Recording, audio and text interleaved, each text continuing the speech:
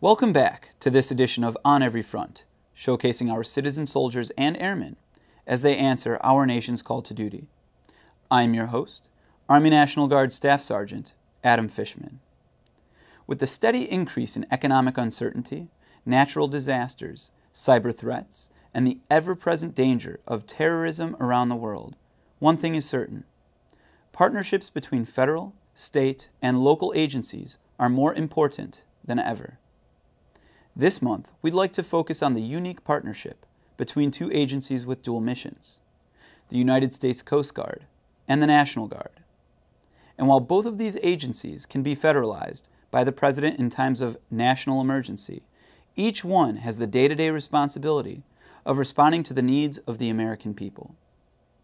Recently, On Every Front had the opportunity to sit down with Coast Guard Commandant Admiral Paul F. Zukunft to talk about the characteristics that make this partnership so valuable. The reason it's important is when you look at our service mottos, we're always ready, semper paratus. You're always ready and you're always there.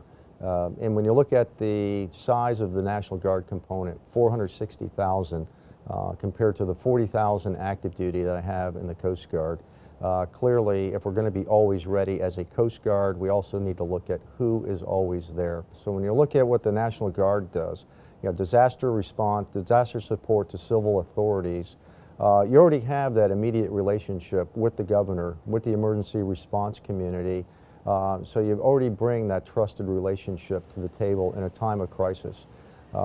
Recognizing that a crisis is now an event. It's in the 24-hour news cycle, and you're being challenged because your homework is being graded day in and day out. So having those relationships at the community level, that you're not an enterprise that's being parachuted in and at the end of the crisis you're going to go home.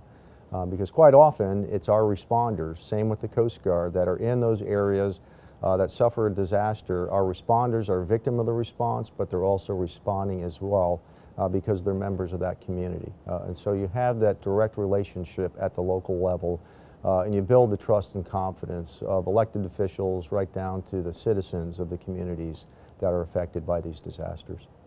When you look back, 4 years ago today, I was the Federal On-Scene Coordinator for the Deepwater Horizon oil spill. This was under the Clean Water Act, not under the Stafford Act, so it was kind of a unique authority. The National Guard showed up, and upwards of 17,000 National Guardsmen were authorized for this response, but supporting this huge logistical challenge. And then in the middle of all of that, who's in charge? You've got a responsible party, for the oil spill itself. You've got communities impacted, and then it has a huge impact on the private sector as well.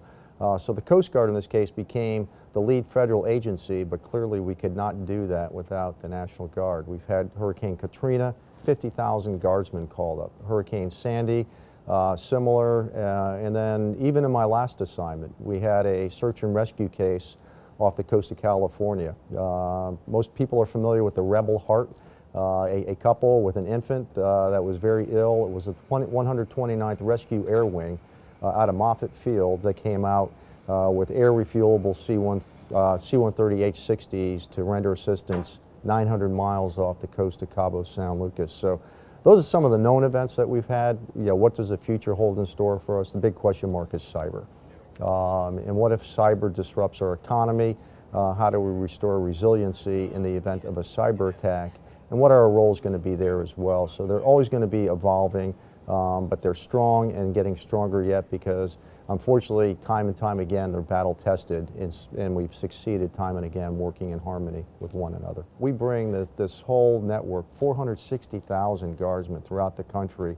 What a tremendous value for a service that only has 40,000 uniformed personnel and a reserve component of just over 7,000. So you are clearly a force multiplier in our communities at large. So it's a great added value that I have in my role as the Commandant of the Coast Guard.